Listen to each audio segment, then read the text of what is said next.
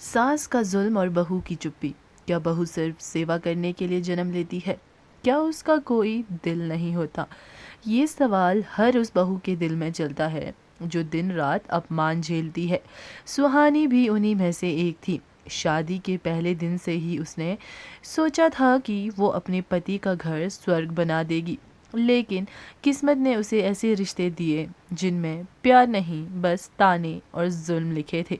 सुहानी मासूम और शरीफ थी, पढ़ी लिखी थी और संस्कारी थी, और हर किसी से मीठा बोलती थी। लेकिन जैसे ही उसने ससुराल की चौखट लांघी, उसकी सास ने उसे शक की नज़रों से देखा। पहली ही रात सास ने ताना मार दिया, बहू, तेरे कदम हमारे घर में शुभ होंगे या अशुभ, ये तो वक्त बताएगा। उस वक्त सुहानी समझ भी नहीं पाई कि उसकी नई जिंदगी कितनी मुश्किल होने वाली है। सुबह सुबह जब सब सो रहे होते, सुहानी उठकर रसोई में चली जाती, झाड़ू पोछा करती, सबके लिए नाश्ता बनाती, कपड़े धोती और फिर खेत के लिए पति का डिब्बा तैयार करती। लेकिन उसकी मेहनत पर कभी सास ने शाबाशी नहीं दी, उल्टा हर काम में कमी निकालना उनकी आदत बन गई थी। अगर दाल में नमक ज़रा कम हो जाता तो सास चीख पड़ती, तेरे मायके में खाना बनाना नहीं सिखाया क्या? हम तो बर्बाद हो गए। अगर कपड़ों में सिलवट रह जाती तो कहती, इतनी आलसी बहू लाई है भगवान ने।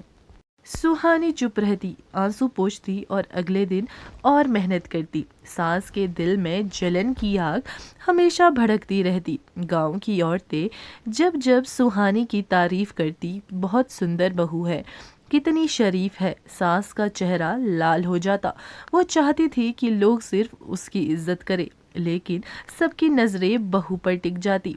पति अर्जुन शुरू शुरू में सुहानी के साथ देता था, लेकिन धीरे धीरे माँ के दबाव में आकर बदलने लगा। माँ अगर कुछ कह देती तो अर्जुन मान लेता, और यही सुहानी को और तोड़ देता। उसे लगता कि जिस इंसान के लिए उसने अपने सपने छोड़े, वही उसकी आवाज़ सुनना नहीं चाहता। सास का असली चेहरा तब सामने आया जब उसने बहू के चरित्र पर शक करना शुरू किया। दिन भर मोबाइल में लगी रहती है, पता नहीं किससे बात करती है, जबकि सच्चाई ये थी कि सुहानी बस अपनी माँ से हालचाल पूछ लेती थी। लेकिन सास ने इसे भी बहाना बना दिया। कभी सास कहती, बहू तू काली है, हमारे बेटे के लायक नहीं। कभी ताना मारती, तेरे मायके वाले तो खाली हाथ भेजकर हमें बोझ दे गए। ये शब्द सुहानी के दिल पर तीर की तरह लगते, लेकिन उसने कभी जवाब नहीं दिया। उसके दिल की हालत तो वो खुद ही जानती थी। रात को तकिए में मुंह छिपा कर रोना उसका रोज का काम बन गया था। सुबह जब सूरज उगता तो वो अपने चेहरे पर मुस्कान ले आती, ताकि घर टूटे नहीं। वो सोचती, अगर मैंने पलट कर जवाब दिया तो घर बिखर जाएगा। सास का अत्याचार वहीं तक नहीं रुका, उसने बहू को नौकरानी की तरह इस्तेमाल करना शुरू कर दिया। शादी ब्याह हो या कोई मेहमान, सारे काम बहू के हिस्से आते, और अगर कभी थक कर बहू बैठ जाए तो ताना, तेरे जैसे बहुएं तो घर बर्बाद कर देती हैं। गांव में जब जब औरतें अपने मायके जाती, सुहानी का दिल भी मायके को तरसता, लेकिन सास हर बार रोक देती, तेरा मायका अब तेरा नहीं रहा, तू तो अब हमारी जायदाद है। ये सुनकर उसका दिल छलनी हो जाता। सुहानी की मासूमियत का फायदा सास बार बार उठाती। अगर पैसे की जरूरत होती तो बहू के गहने बेच देती और कहती, तेरे लिए ही खर्च कर रही हूँ, लेकिन असल में वो पैसे अपने शौक में उड़ाती।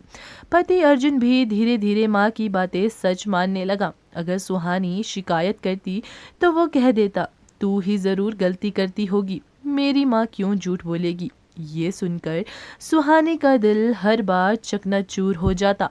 सास का गुस्सा अब जलन से आगे बढ़कर हिंसा में बदल गया। कई बार वो बहू को बाल से पकड़कर खींच देती या जोर से धक्का मार देती। अगर कभी रोटी जल जाती तो बेलन उठाकर मार देती। लेकिन सुहानी ने किसी को कुछ नहीं बताया, क्योंकि वो अपने पति और परिवार की इज्जत बचाना चाहती थी। एक दिन तो हद ही हो गई। सास ने गुस्से में बहू को पूरे आंगन में सबके सामने गंजा कर दिया। कह दिया, तेरी सुंदरता ही तेरे घमंड की जड़ है।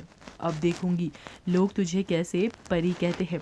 बहू जमीन पर गिर पड़ी, रोती रही, लेकिन किसी ने उसे बचाया नहीं। गांव की औरतें तमाशा देखती रही, कुछ ने अफसोस जताया, लेकिन किसी ने सास को नहीं रोका।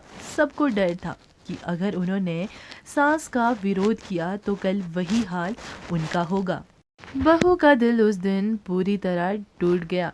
आईने में जब उसने अपना चेहरा देखा तो वो खुद को पहचान नहीं पाई।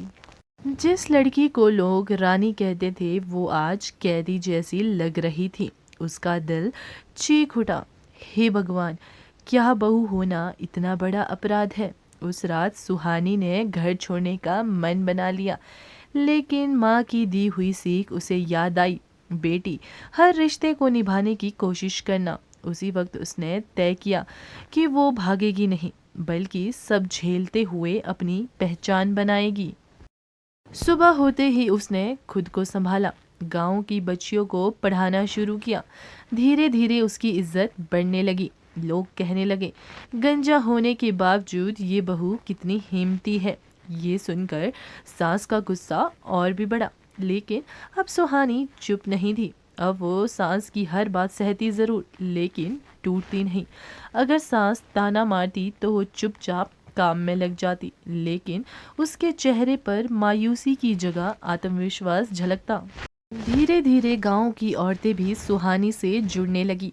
वो कहती, दीदी, आप तो सचमुच हमारे लिए मिसाल हो।